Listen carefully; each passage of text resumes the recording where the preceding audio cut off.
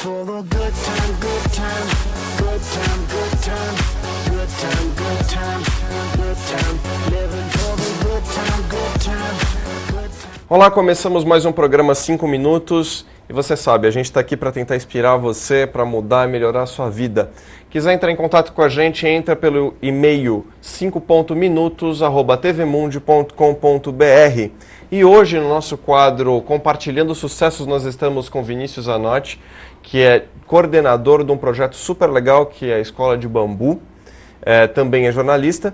E a gente está aqui para conversar um pouquinho, para ver como esse projeto pode trazer lições para a gente mesmo, lições que fazem com que nós possamos nos inspirar e mudar e melhorar a nossa vida.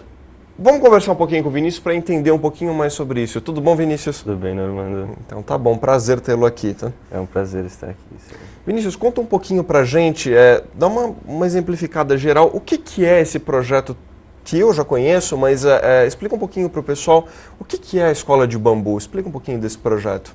Então, a Escola de Bambu é um projeto para a reconstrução de uma escola na Libéria, na comunidade de Fendel, na Libéria, na África. Uma comunidade de mais ou menos 1.500, 2.000 pessoas.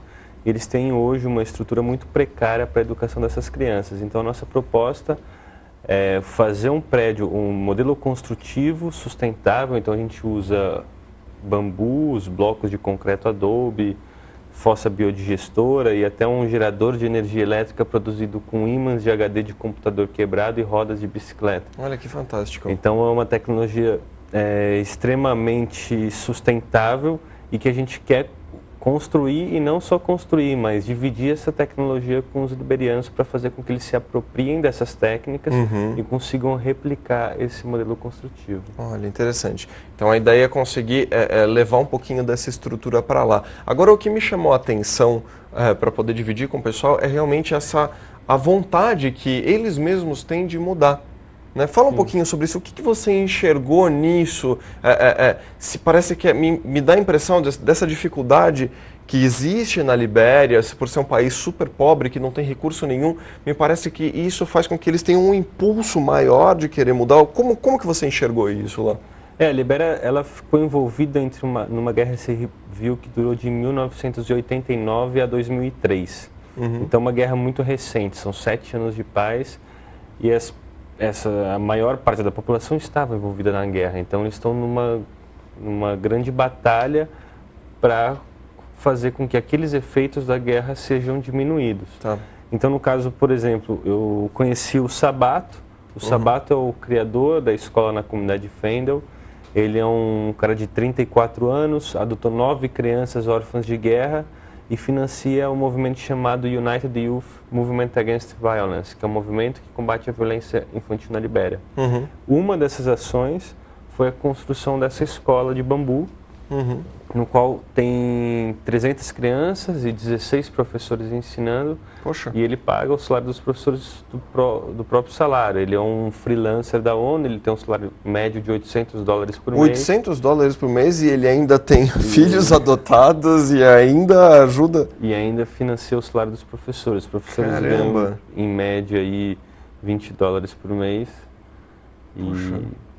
E é assim que eles estão sobrevivendo. Puxa vida, então mesmo com cerca de $800 por mês, é ele que financia esses professores, porque o governo realmente não tem... não tem estrutura, né? É um país muito pobre. A gente pega a Libéria, é o 6º país com o menor índice de desenvolvimento humano do mundo. Que coisa. É o país com menos índice de acessos à internet do mundo, né? Então pra você ter uma ideia, apenas 2.800 pessoas do país inteiro têm conexão à internet. Então, são números muito relevantes assim, e que nos fazem acreditar que esse projeto ele é importante por isso. Né? Um projeto que pode semear um futuro melhor para aquele país. Agora, do que você viu, por exemplo, o exemplo do Sabato, que, poxa, uma pessoa que ganha $800 mensais e ainda assim financia ele por vontade própria. O que você enxergou, você que conviveu com ele lá, que ficou esse tempo, o que você enxergou que faz ele ter essa vontade? Porque tem muita gente que, igual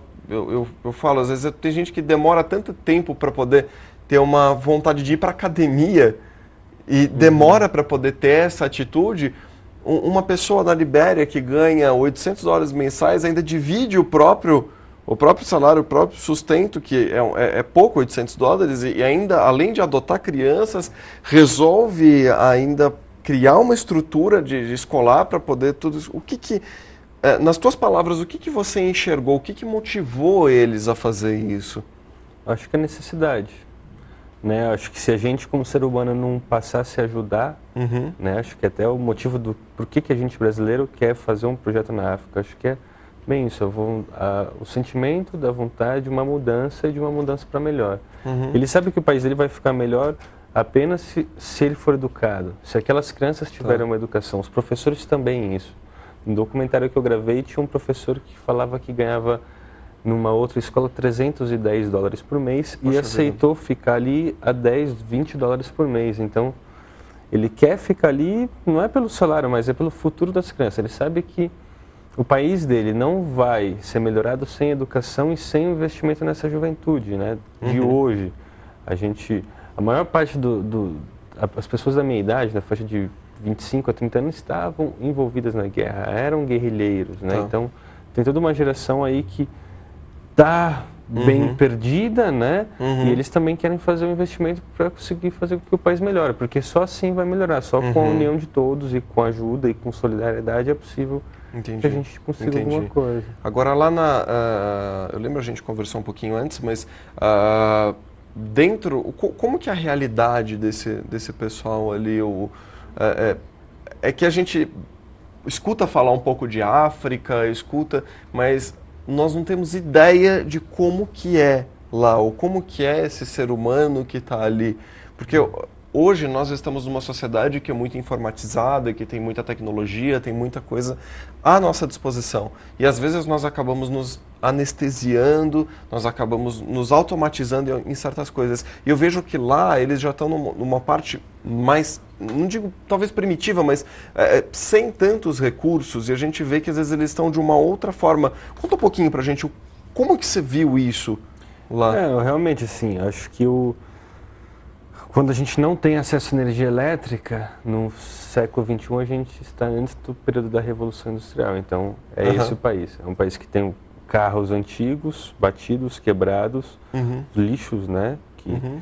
A África inteira em si é um ponto de lixo tecnológico do mundo, né? Os países desenvolvidos jogam seu lixo tecnológico na África, né? Então, é bem assim, a Libéria ela não tem semáforo, não tem um semáforo, as ruas não são asfaltadas, o sistema de transporte não funciona, não tem ônibus. Não tem ônibus? Não tem ônibus, são carros que qualquer pessoa pode dirigir, então a pessoa pode demorar 3 horas para ir para o trabalho e é a realidade do país, assim, né? São carros que fazem um transporte público e que, enfim, não é público, né? E os hospitais também não são pagos, ao mesmo acontece com as escolas. O interessante até dessa escola do Sabato é que é uma escola gratuita, que se difere da grande maioria da Libéria, que até mesmo no ensino público a escola é paga. É paga? Mesmo com o pouco que eles ganham, eles ainda têm que pagar? Sim. Puxa por isso que tem uma evasão escolar muito alta, um nível de trabalho infantil muito grande. Então imagina, a gente vive como nossos avós, tataravós, né? A gente, antigamente, a gente se procriava para ajudar na colheita, ajudar na família, e eles ainda permanecem nessa lógica, né? Entendi. Então, o desenvolvimento precisa chegar, e não é uma questão que são pessoas isoladas, tribos isoladas, comunidades isoladas.